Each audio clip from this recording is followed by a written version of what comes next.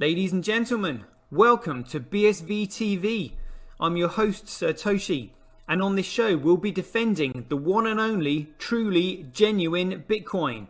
The Bitcoin that Satoshi Nakamoto designed in his white paper as a peer-to-peer electronic cash system for the world. Let's get the disclaimers out of the way. So all the statements that you hear on this show are opinion and must only ever be taken as opinion. They are never to be taken as any form of advice, family, financial, sexual or otherwise. And on that note, let's sit back, relax, have some fun and enjoy the show. Get paid for your content in Bitcoin and set your own fee on Streamanity.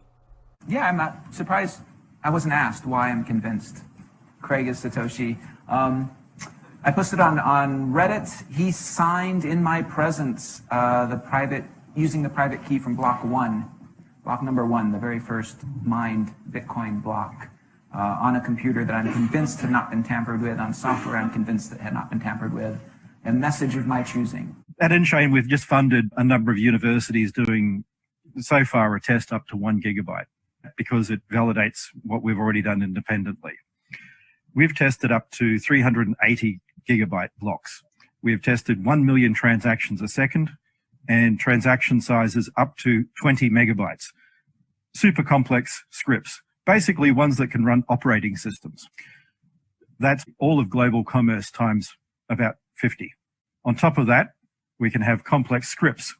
On top of that, we can scale each of those transactions 1,000 times, which effectively means about 1 billion transactions per second, which means we can then have all derivatives, all complex trades. That means high frequency trading. It means everything that happens globally. Is the market that effectively BSV is going for, is that global e-commerce, which is currently valued at $29 trillion? No, that's too small. Buy and sell Bitcoin instantly at bsvgravity.com. And you can now book and pay for your winter holiday at skibsv.com.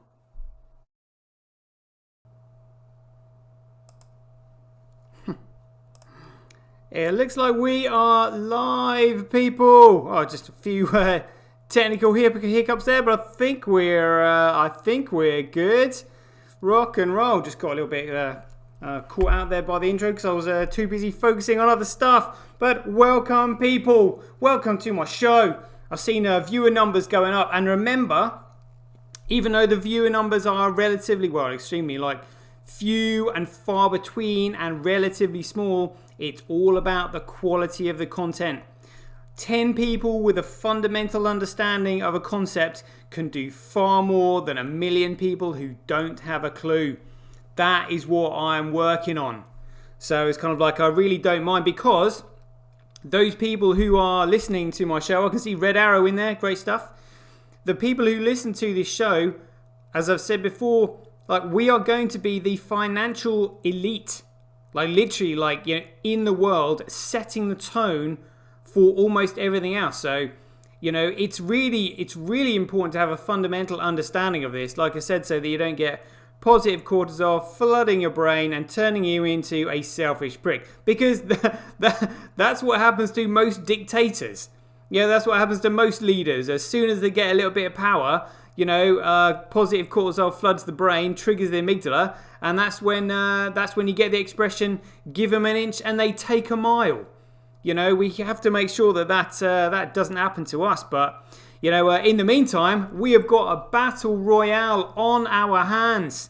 So before we get into that, let's just, the reason we broadcast on Twitch is because YouTube have very kindly already taken down two of my channels.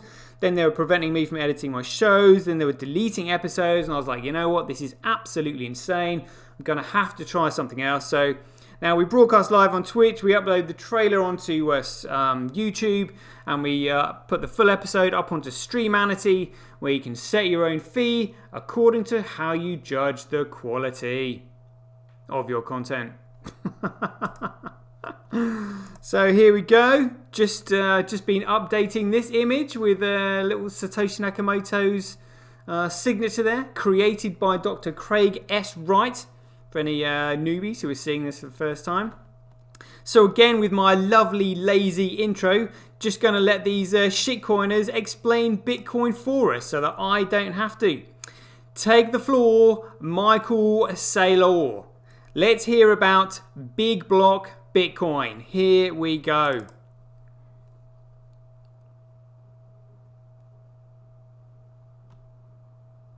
I like Bitcoin the way it is. In fact, I love Bitcoin the way it is. As do we, Michael. As do we. And the way it's currently constructed, it is possible to put all $250 trillion of monetary energy in big blocks of encrypted energy on the blockchain. Did you hear that? To put all $250 trillion of monetary energy in big blocks. So why have you bought BTC, Michael? Why have you bought that Coin piece of crap that are advocating for small blocks? They're the 1 megabyte block size restriction. What on earth are you talking about? The chap in the interview, Dan Hill, just sat there mute, saying nothing. Ridiculous. Maybe the Bitcoin will be $1 million. You can probably calculate $10 million of Bitcoin or something. Big blocks, $100 million chunks on the blockchain. Not happening, Michael. Not on BTC, mate. You need to come over to the genuine Bitcoin. That is where it's happening. It'll store all the monetary energy in the world, and it should store it for the next 100 years without losing any of it. If Bitcoin's going to fail, it's not going to fail due to lack of functionality or lack of speed or lack of scalability. It's going to fail because Blockstream wants it to fail. In my opinion, if Bitcoin is going to fail, it's going to fail because of it loses trust and security. We have to protect the network integrity at all costs. Indeed we do, Michael. Indeed we do need to protect the network integrity at all costs, which is what we are doing. Wake up and smell the coffee. Now I'm just going to let another shitcoiner explain to you what has happened throughout this time period where you've not been paying attention to the politics that are going on behind the scenes. Take the floor, Peter McCormack. Here we go. Bitcoin is so different now from when Satoshi was here. It's a completely different project. It doesn't matter who Satoshi is anymore.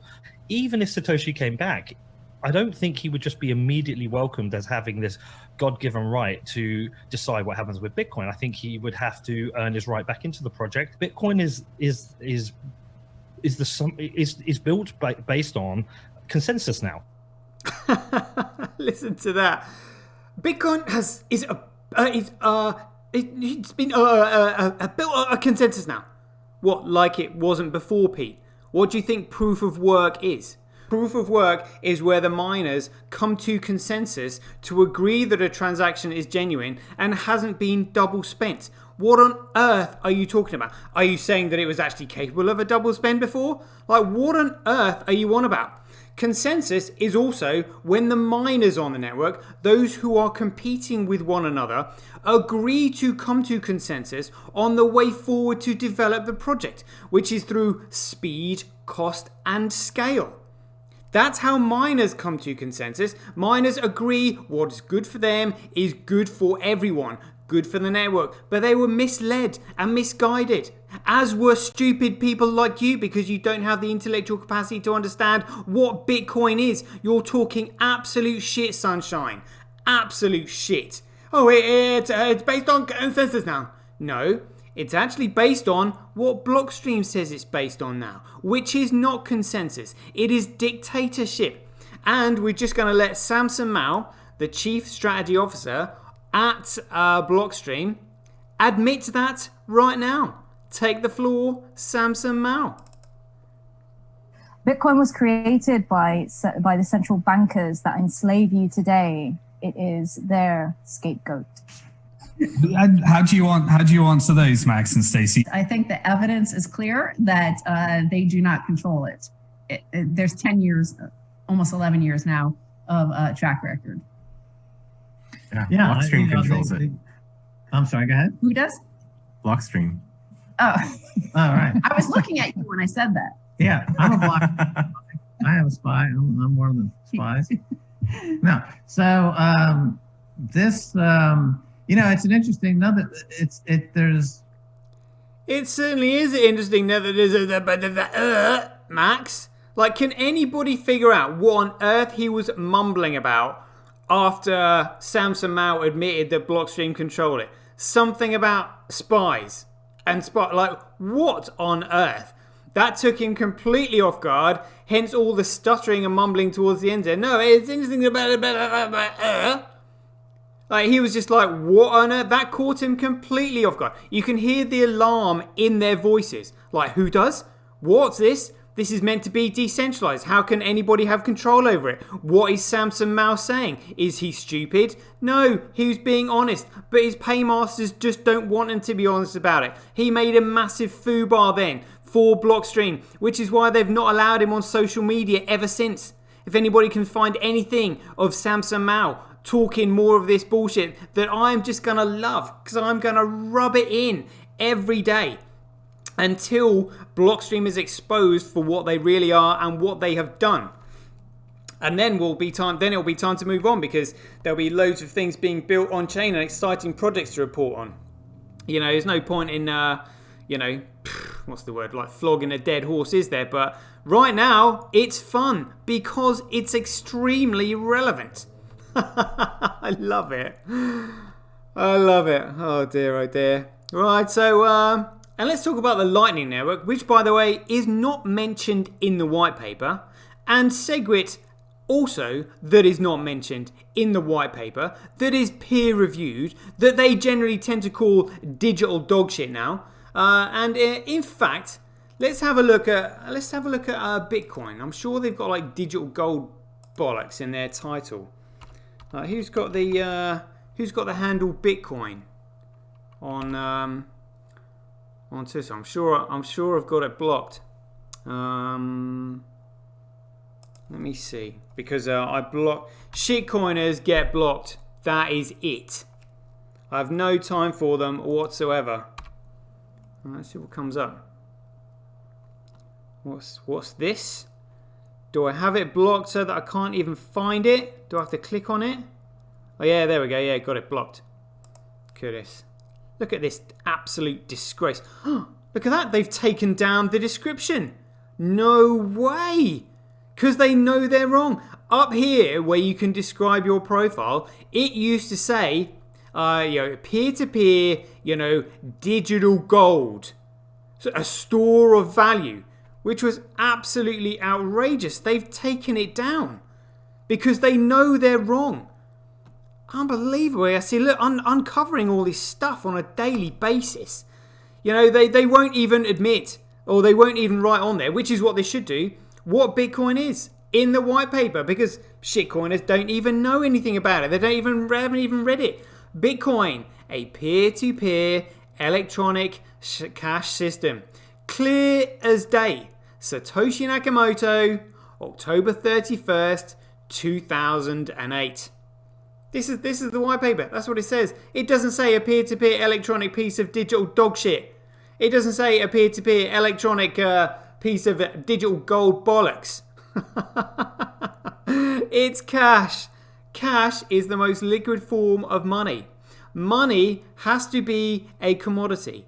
If it is not a commodity, it means it's a security or a token, or has a central point of authority anyway. A commodity is something that is common to everyone, that is truly decentralized. So what's the problem with saying it's a cash system?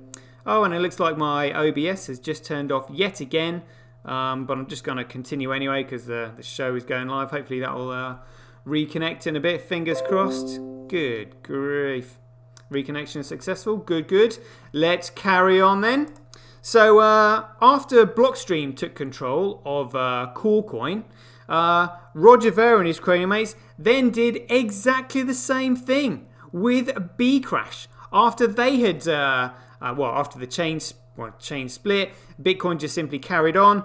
And what they wanted to do was basically make it non-regulatory compliant. And they were deleting vital bits of information within the transaction, which just simply means global trade and international commerce will never be able to use it because there is no legal recourse within a transaction that you cannot prove. Now, if it is limited to a small market, that small market is a closed market. And in a closed market, it means that those people who are outside of it will just simply have to find an alternative. Which means the alternative is going to be better than the one that they don't have. The one that they don't have will just simply be phased out because it can't be used by one and everybody. But shitcoiners with shit for brains really don't have a clue about this. So let's have a listen to Roger Ver getting really excited about about the piece of shit that he's turned Bcrash into. Take the floor, Roger. Here we go. I have a question here from Satoshi, defender of Bitcoin. He said, if a cryptocurrency is anonymous, like BCH, I don't think BCH is anonymous, but maybe there is something. Check out cashfusion.com and you combine that with reusable payment codes and you get Bitcoin Cash in the same sort of ballpark of privacy as Monero. It's really awesome. So you can check out Cashfusion. And I always get it wrong. I think it's .com, but it might be .org. So you can check both. Cashfusion.com. Okay, awesome. So BCH, maybe using Cash Fusion and XMR, if they're anonymous, how can a business get legal recourse against a supplier if the supplier defaults and no proof on the transaction exists because anon? Yeah, if you want your cryptocurrency to be perfectly legal for everything all the time, just go use your Visa card. Just go use your PayPal. Oh my God. Oh my God. It's fiat currency that is the problem, Roger. Right? What do you need a cryptocurrency for? What do you mean, what do we need a cryptocurrency for? It's a commodity money. It's the best commodity money that this world has ever seen because it gives people sovereignty over their data. It's used so that people can have sovereignty over their data by uploading it to a truly decentralized platform where nobody can crack, hack, alter, or change or delete your data. You have complete control over it. You can decide who you share it with and who you don't. And it's a universal source of truth because all changes are recorded. You can see who made them, when and where. So you can track it back to anybody who's being nefarious and dishonest. That's why Stefan Nielsen called his company in Norway Unisot, the universal source of truth. You can do all of it with a centralized, fully legal and fully compliant payment platform, right? So go use PayPal. I think you've missed the entire point. The entire point of cryptocurrencies is that by technological design, they are beyond the reach of the law. That is absolutely outrageous. That is dangerous. That is so stupid. They're above the law. That's why, imagine if Bitcoin could have been shut down by governments, they probably would have shut it down from right out of the gate. A government, Roger, is meant to be democratically elected via a voting system.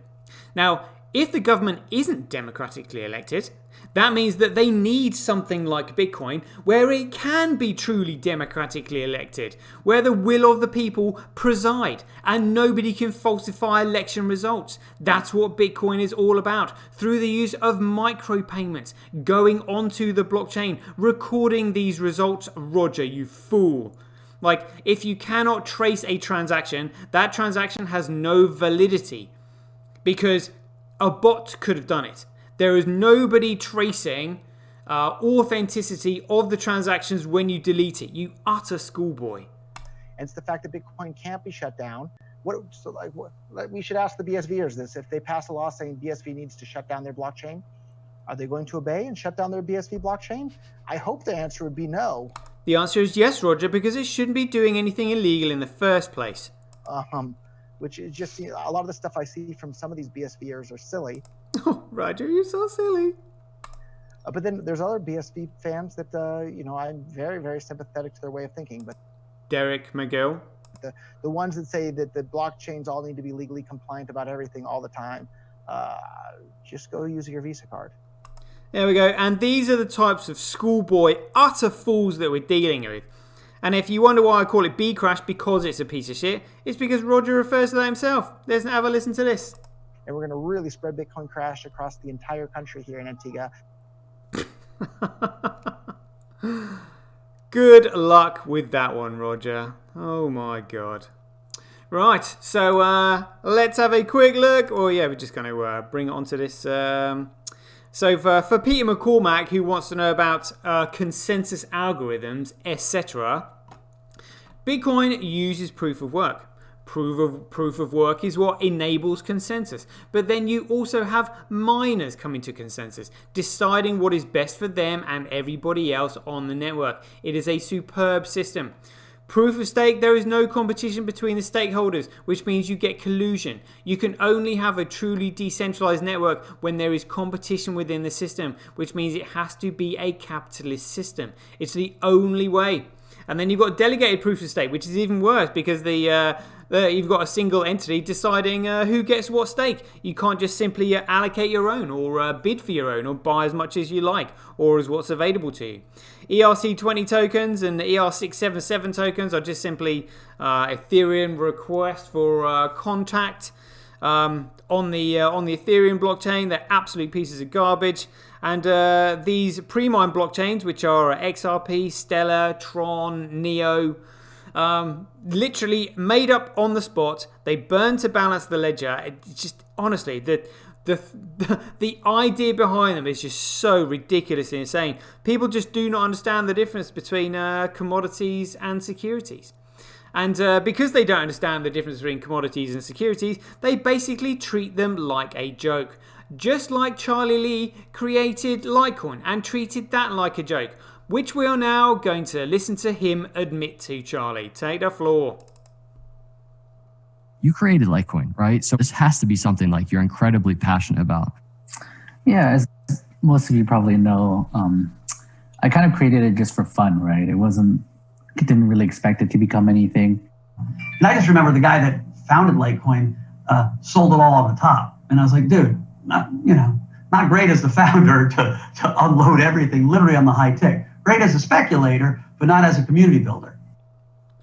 Yeah, great as a shitcoiner, basically. So that's Charlie Lee's expectation of Litecoin. Didn't really expect it to become anything. Now compare that to Satoshi Nakamoto's expectations of his creation. That is the genuine Bitcoin. Take the floor, CSW. At the end of the day, we own a lot of Bitcoin. The simple thing is, if we make the network scale, we make it bigger, my main compensation, more than anything anyone could ever pay me, is the price of Bitcoin goes up. So that's my pure drive. I want Bitcoin not to go up to 10,000 or 100,000. I want it to be worth millions per Bitcoin. That's it. And that's what we spend money for. Very simple. There we go. And adding more, spending money is adding value. And all the things that are going on today, like the shenanigans in the courtroom, which we'll catch up with in just a minute, is all going towards adding value. Right, let's crack on with these figures, because we've been some interesting stuff that we saw today, especially with Hathor on the chain. Check it out. So again, I'm really not interested in these shitcoins whatsoever. We've got the hash rate 0.4%. Network nodes 2.3%, transactions 20.7, that's a little bit low, never mind. Oh, B Crash taking the lead, they're winning for the first time ever. And block size 37.1. Yep, we're winning there, good stuff. Right, let's play spot the biggest block on B Crash for lulz. I can see a 4.7, 5.2. That's it for them. And Michael Saylor looking for your big blocks on a blockchain. Should we see if we can find a big block? Oh dear. Nope, nowhere to be seen. However, move on to the genuine Bitcoin. Oh, what's this? Tau, a 22 megabyte block within the first 10 blocks. 1, 2, 3, 4, 5, 6, 7, 8, 9, or about 10th block. Look at that, absolutely brilliant. But is Huobi? Oh, I can see Huobi mining a little bit, but that's the talk of the town because this is where the this is where the politics lies. So we've got VIA BTC, Hathor, Tau, Nordpool, Mempool. They're doing well.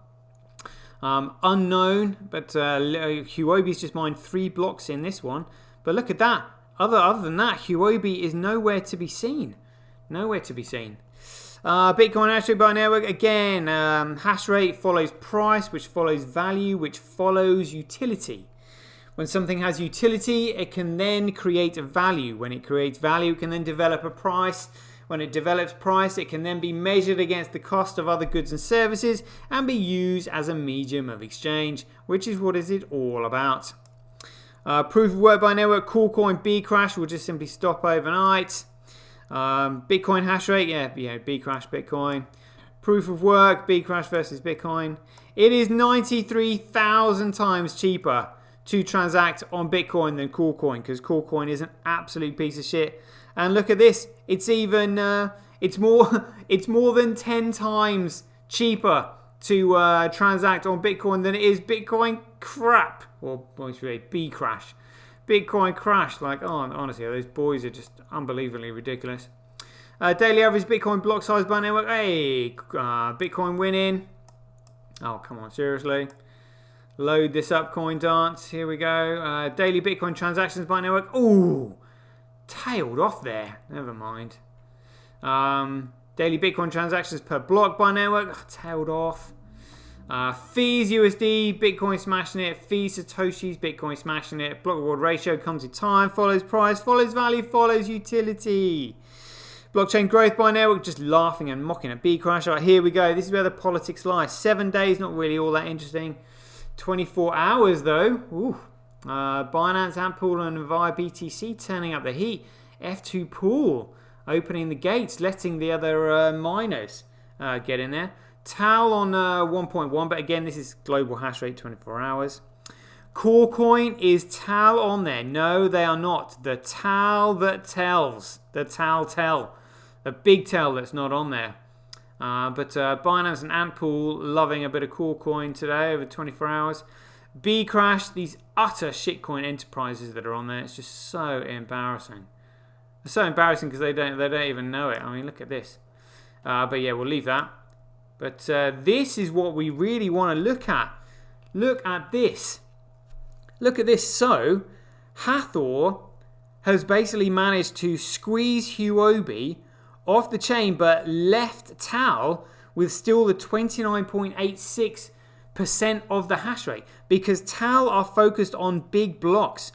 So, you know what I find fascinating about this is that personally, I think here we are witnessing the hand of Satoshi, and we don't see this very often, which is why I am extremely pleased to see it, because to have taken the hash rate away from Huobi means that, you know, this is high level stuff. They have managed to sort of like get on the same algorithm or frequency or whatever it is that Huobi are using and hijack it so that Huobi can no longer mine those particular size blocks that it has been doing, which means the hash rate has left TAL almost like completely unaffected.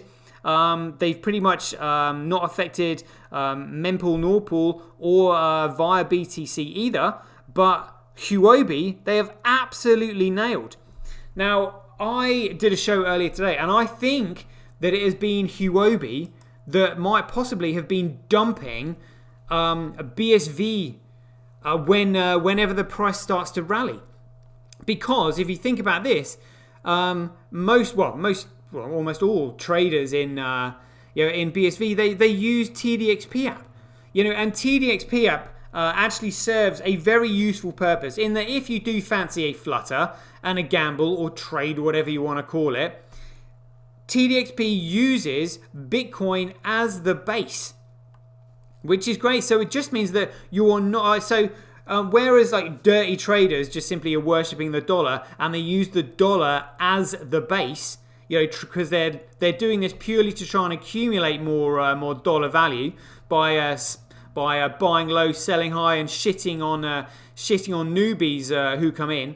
Now you can just simply make a bet, and you don't actually have to dump BSV. So if BSVers are using TDXP app, which I think most of them do, who is it then that is dumping BSV and causing the price to fluctuate? And also in such concentrated time periods? Well, it has to be a large entity of sorts for a coordinated dump, which means it has to be a relatively large bag holder, which makes me suspect that, looking at this, Satoshi probably knew who it was, and which is why I think we've seen the hand of Satoshi wiping them off the chain, which I think is obviously, fantastic in the long run, because it just means that effectively they are going to run out of BSV after they've pumped and dumped it.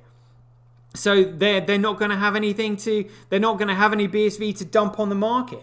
And also, they're one of the largest exchanges. So they'll be worth a few billion anyway. And with BSV having such a small market cap, they would be able to tank the price easy. But we are now witnessing the hand of Satoshi. The hand of Satoshi that has not been available for the last 12 years now, really. Because due to solving the paradox of the centralized starting point. Whereas now, Satoshi is coming out of the shadows. And we are seeing moves like this. Again, we saw I watched the documentary yesterday, and they were saying, oh yeah, nobody really knows who Satoshi is, nobody's proved it. It's just like, look, Gavin Andresen was and has proved to be one of the very first people to communicate directly with Satoshi Nakamoto. Who does he think Satoshi Nakamoto is? Who is it he went to meet in London? It was Craig. He even said Craig sounds like the person and feels like the person that he's been talking to. He signed in front of him using the private key from Block 1. On a computer he's convinced had not been tampered with. On software he's convinced had not been tampered with. A message of his choosing. Who else could do that? But these people just simply don't want to believe it. They want, again, I think they're very confused about the narrative, because the only reason Satoshi wouldn't come out back then, and I guess they maybe thought that he wasn't going to come out, because maybe they thought he was privacy-centric. Maybe they thought, oh, you know what, he's not come out because he doesn't want to come out. And therefore, if he doesn't want to come out, he's not going to be doing X, Y, and Z. Little did they know that his intention was to absolutely come out after the paradox of the centralized starting point had been resolved and solved, and after the 1st of January 2020, which is why we're seeing moves like this. I think this is exceptionally exciting. I'm loving what I'm seeing here, and then Tau slowly bringing some of the hash rate back. So this is really high level stuff. I think you would have to have a deep fundamental understanding of Bitcoin in order to pull something like this off. But it just means that, these shitcoin enterprises are being given the heave-ho, one at a time, being dealt with. And what's exciting about this is that we here in the Genuine Bitcoin are literally seeing Bitcoin being built from the ground up in front of our very eyes. It is an absolute privilege to be watching this, if you ask me, because obviously, we know how big Bitcoin can get, because obviously we're seeing price movements in BTC, and that's a purely speculative piece of shit. People buying it because they don't know what it is. They're just like number go up, like massive Ponzi scheme. Whereas, to be honest with you, people would have made so much more money if Bitcoin had just simply been allowed to grow. But Satoshi Nakamoto knew that people were going to try and hijack it and cripple it and prevent it from working, and which is why he set up the Tulip Trust for that very purpose. And to be honest with you, for us here in BSV, it couldn't have really worked out much better, because of the amount of Bitcoin that we've been able to accumulate. It's just having a fundamental understanding of this thing when it pops will be a saving grace for many people, because it will stop positive cortisol flooding your brain. It won't be like, oh, well, I did this and I got lucky and therefore I'm great, blah, blah, blah, blah, blah. It's just like, no, we have been through the wars. Like, we understand what's happened now. It's not a case of giving you a massive ego trip due to positive cortisol flooding the brain. No, it's kind of like we have understood this. We have seen what has happened. so we can explain it all. We're not going to be talking shit like these shitcoiners, literally like making shit up, thinking that they're right because they took a stab in the dark. They took a stab in the dark and got lucky. You know, like none of that. That's not going to do you any favors if that's the way that you start thinking. But anyway, yeah. Now that we've seen that, let's have a quick look at the blockchain working live in front of our very eyes. Here we go. So the blocks at the top, these are the transactions being recognized by the nodes on the network. Below that are the transaction generators. Then we've got the transaction ID, the input, the output, the type, and the op return.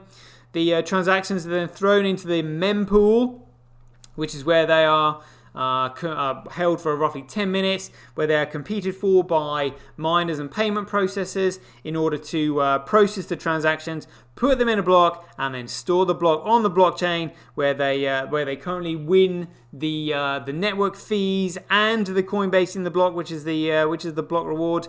And as you can see, this 22 megabyte block here. We've got the hash number, the height, who it was mined by, size, time, date, transaction count, and total fees in the block. Well, absolutely amazing system. So we'll just look at the stress test network or scaling test network for newbies who haven't seen this before. This simply shows you the scaling test network in which is the yellow line here. So you can see it runs sort of like parallel to the main net. Currently the biggest block in the last 24 hours, average transactions per second, blah, blah, blah, blah, blah. But the biggest blocks, here we go, you've got 353 on the mainnet according to the scaling test network, and 3,987 transactions per second on the mainnet. And as you know, Visa and MasterCard are only capable of about like 2,000 transactions a second. So it's already double what they are. It is an absolutely phenomenal network. A phenomenal network. Right, let's have a quick look at bit info charts here for giggles. So we're just going to go over the highlighted blue tabs on the left hand side. We've got a log and then 3 years. And we can see Bitcoin. This is the daily average transaction count, you know. Absolutely flying, absolutely flying. Lots of other different metrics you can see on that website as well for newbies. Really quite good fun. But let's have a look at trends.cash. See what's been going on here. So we've got apps by ranked by performed actions. So TDXP app absolutely macking it. And let's look at Twitch. Look at that. Twitch snapping at the heels of TDXP app. But in terms of apps ranking by money spent, TDXP app absolutely smashing it. Absolutely smashing it. In fact, we'll just look at the transaction count here on Bitcoin Blocks Live. We'll go to charts here. Let's bring this up. Check it out. So, yeah, look at this. Twitch is fifth overall. And TDXP app in seventh. 131,704 transactions in the last 30 days, you know, and climbing. And then we'll just have a quick look at number of users over the last 24 hours, because they are absolutely killing it at the moment. So I'll just go to see who I'm following here on Acorn Stack. Here we go. So last 24 hours, new users, 462.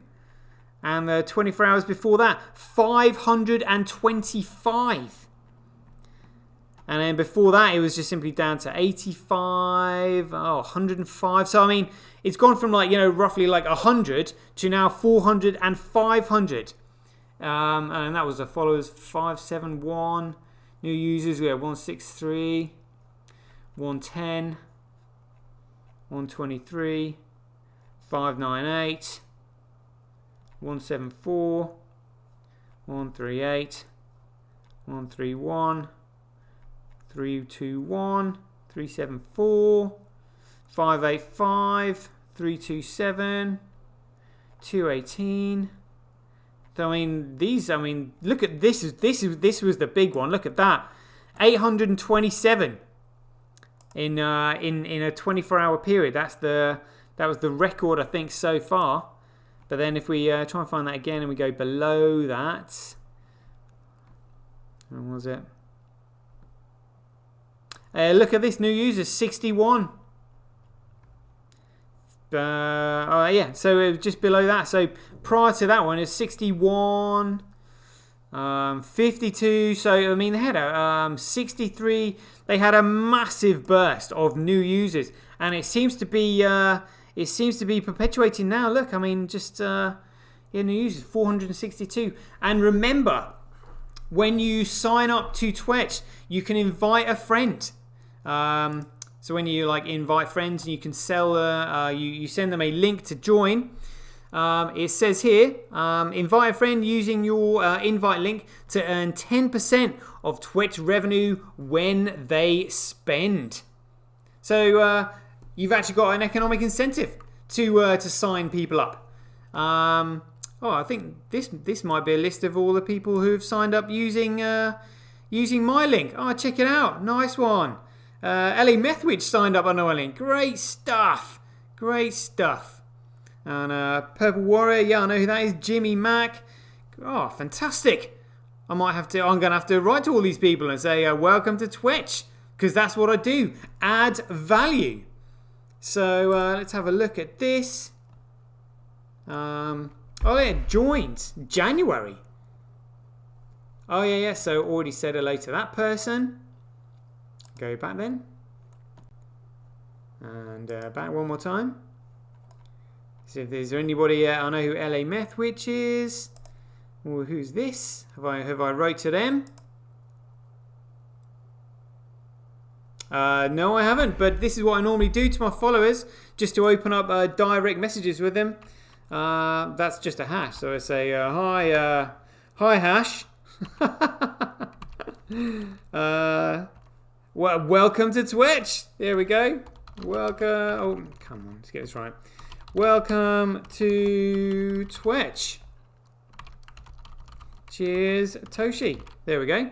Opening up a chat. Somebody followed my link and was nice enough to join under it. It's the least I could do. You know, I always open up chats with everybody who follows me. So, for example, I've got these 259 followers. Look at this. So what I do is I just simply go through this list and open up a direct message with all of them. So I mean, if they're kind enough to follow me, the least I can do is send them a direct message so they can ask me any questions should they feel as though they need to ask. Check this out. So more notifications, people branching my Twitch and liking my Twitch and stuff like that. Yeah, absolutely fantastic platform. Fantastic platform. Right, let's crack on with the gossip. Here we go. So, these are just posts that I've sent to myself. Again, I mean, had to report on this. Whale alert. I mean, look at this. Absolutely ridiculous. This was yesterday. So just the 15th of February. 400 million USDT minted at the Tether Treasury. Like, it's still going on, honestly. It's just an absolute farce. It's embarrassing, that they're actually, involved with the New York Attorney General now, and they're still doing shit like that. Like, how on earth they've got the audacity to do it. It's just literally showing utter contempt for the New York Attorney General, really. I don't think they should be able to get away with it. This was interesting. This was a post from Kurt. So Kurt has said here, with regarding to Fabric's post, he said, chases out Ryan Charles, just like Blockstream chased out Gavin Andresen, refers to BTC as Bitcoin, which we know is a complete fraud, so they shouldn't be doing that. Quotes Silber-owned CoinDesk. Strange things are afoot at Fabric market. Yeah, it makes me feel very uneasy. I mean, what is all this? What is all this about? Why are they reporting on this Ponzi scheme? Like, who gives a shit what the price is? It's a speculative bubble. They should be reporting on Bitcoin, the genuine Bitcoin, because if they've taken over Money Bun, We know that BTC is an absolute piece of shit. Why on earth do they seem to be posting about it and promoting it? You know, it's almost like the fox trying to persuade you to let him look after the chicken coop, or Dracula persuading you to let him look after the blood bank. You know, this is what it feels like. It just really doesn't feel good at all. You know, and we know what's going to happen to BTC in the long run. So they should be, they should be catering to the genuine Bitcoiners. They are not doing themselves any favors, you know, with regarding their future whatsoever. Makes me feel very uneasy. Yeah, I think Calvin had commented on this post here. Oh, in fact, it was a Kurt's post. So Calvin had, Crypto Factory said, I was thinking the same thing yesterday, Kurt. Probably going to try and run money button on BTC. Calvin said, no, they know what they're doing. So I said, isn't that what all the BTC shills said about Blockstream and Adam Back et al? You know, and I said they're misguiding people at the very least. And some other rational explanations where BSV King had said, maybe there's some kind of strategy to develop BTC and Ethereum stuff on tokenized on BSV, so they want a narrative that attracts non-BSV people and not use the usual BSV is Bitcoin stiff attitude. Who knows? So I just simply replied, if this is the case, it's one of the most effing stupid ideas I have ever heard. Like, honestly, if that's what they're trying to do, it is just absolutely ridiculous. Like, literally absolutely ridiculous. But check this out.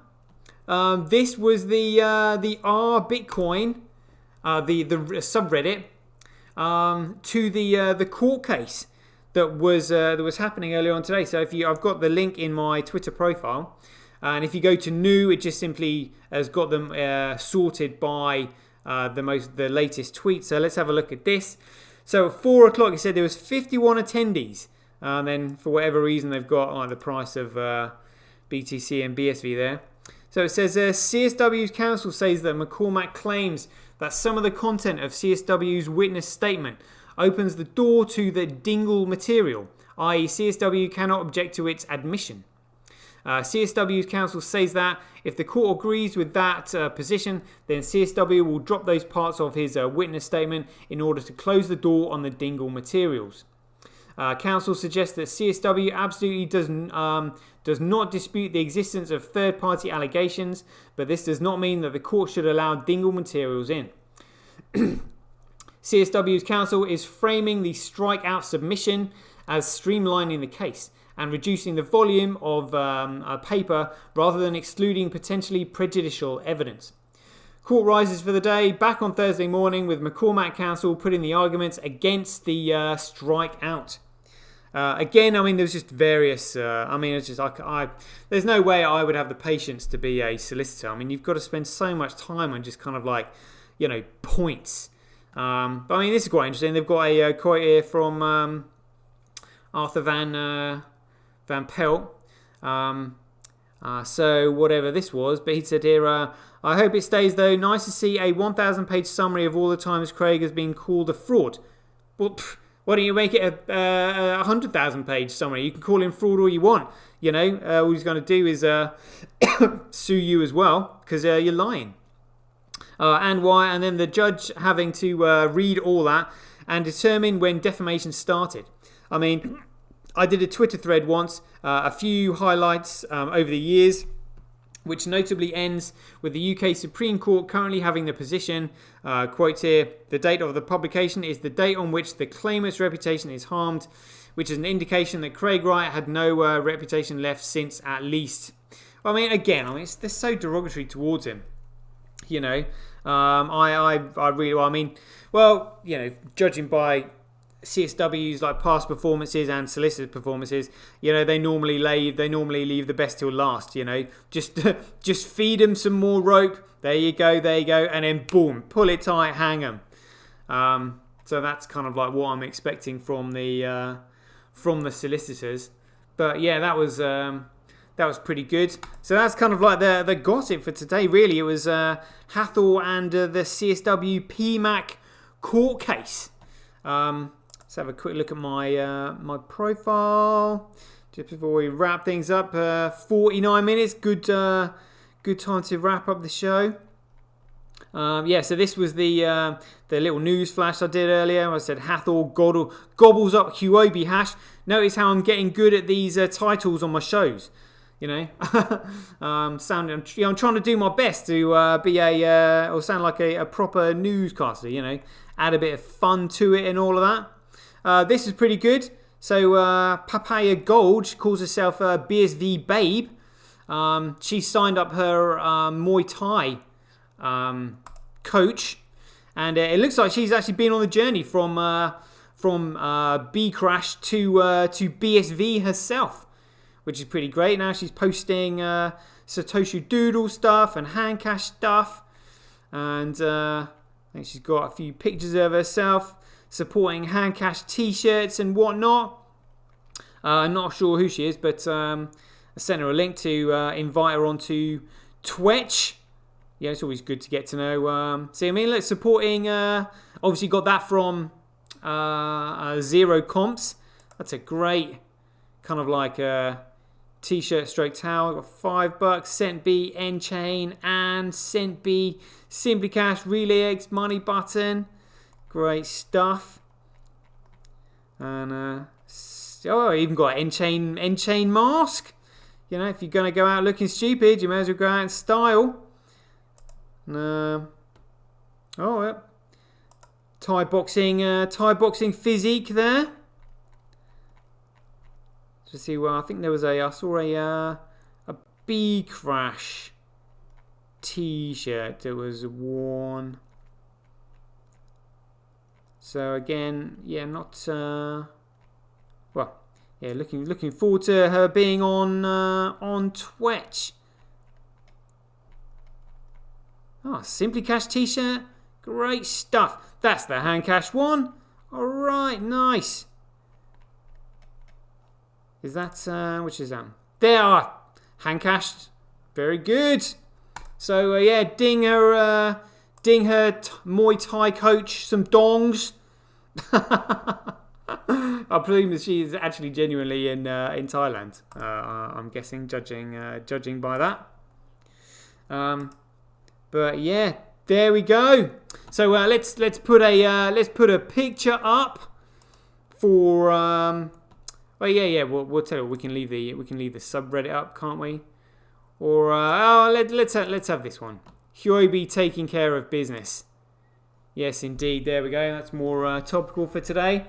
Hey, Shelly Max in the house as well. I had to refresh my tablet halfway through the show because frames dropped out on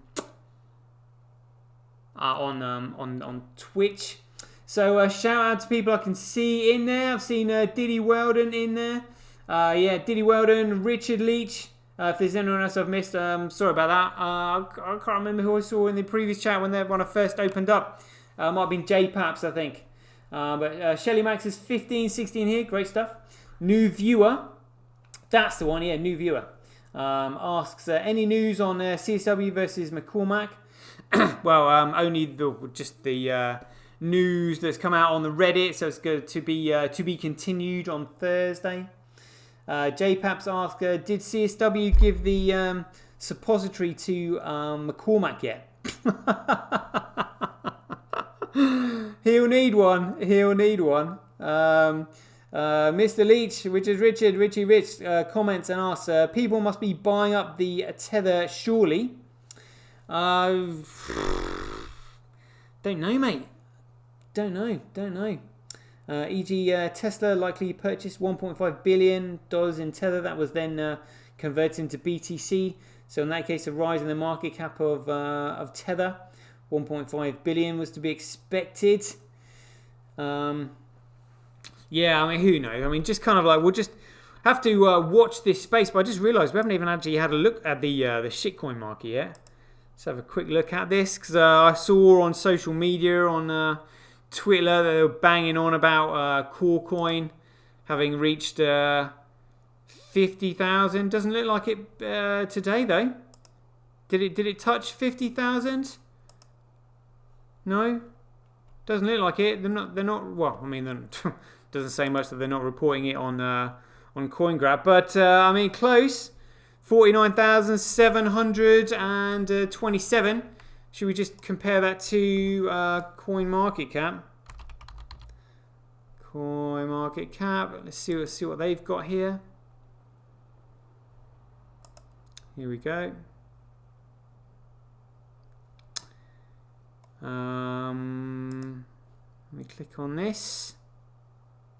I don't use CoinMarketCap because I know it's run by CZ. They bought it out.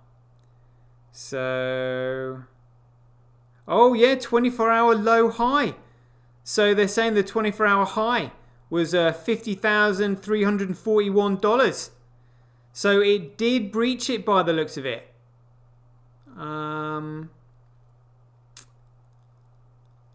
market, no, maybe not. Did it touch it? It's got 48,434 there, but it says, I mean, it must have maybe just briefly touched that and then gone back down again. But yeah, massive bubble, people, massive bubble. Because people are buying in because they don't understand it. In fact, to prove they don't understand it, what we'll do is we'll just have a quick look at this tweet here from Pompolomp. Let's have a look here. Oh, seriously? Come on. And my computer's just frozen as I was trying to... oh, got it. At Pomp... Oh, it's a Pomp, isn't it? a Pomp. Pompolano, good grief. So this is his Twitter profile. There we go. So he'd said Bitcoin is at $50,000 and the government is about to flood the market with another $1.9 trillion. I wonder what's going to happen next. Yeah, I mean, again, just shilling. They're just they've got no fundamental understanding about the use of it. Yeah, this was the one I saw. It goes, I'm getting bombarded with DMs, emails, texts, and calls from people trying to better understand Bitcoin because they don't understand it. They're just simply piling in without any understanding of how dangerous the situation is for them. Like, honestly. And he said, oh, well, the simplest thing you can do is to subscribe to the daily letter that I wrote to 130,000 investors. I mean, again, he's going to be on the hook for that.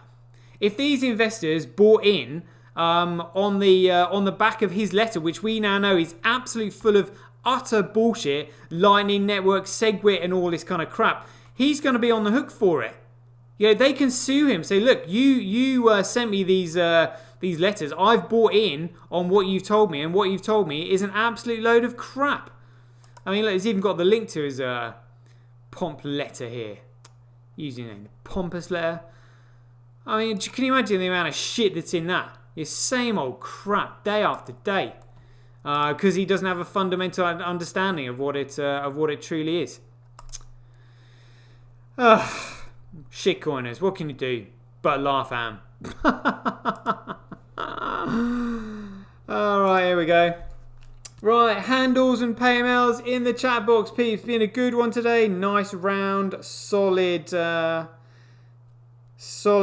That'll do. Right, here we go. Opening up my hand cash. Starting from the bottom. Here we go. We've got Richie Rich. Here we go. Got it. Always have to tap that name twice. Swiping to send on the way to Yo. Got it. There we go. Oh, Red Arrow. Dimitri. Excellent. Thank you very much. You were in my contacts too. Dimitri. Got it. Swiping to send on the way. And, is that Dimadan? Is that you in there? Dimadan, here we go. D-I-M. Dimadan, got it. From Chicago, swiping to send on the way. Richard Leeds has got a handle, PMAX Rent Fund. Yeah, after he loses his house. Oh dear, honestly. Shitcoin is stay away from him, mate. Dangerous as hell. Swiping to send is to you, Shelly Mac. Here we go. Great stuff. And this one's for you, Diddy, not Duddy. D-I-D, there we go. Swiping to send, on the way. There we go. Any new ones in there? Please put them in. I just realised we haven't even looked at the price of Bitcoin, because I so really couldn't give a monkeys about it. I mean, if it's going down, that's a good thing. That's a good thing. That's what we need. Got money coming in, you know what I mean? Better value for money. Anyone else with 15 or 16 here? Anyone else? Anyone else? No, that's all right. Okay. Oh, just over an hour. 1 hour, 26 seconds. Great stuff. So we'll leave it there. And as ever, be aware, take care, stay safe out there. Joy given. Same time tomorrow. Catch you guys later. Get your tweet etched on Twitch, forever on the Bitcoin blockchain. Do it today at www.jointwitch.com.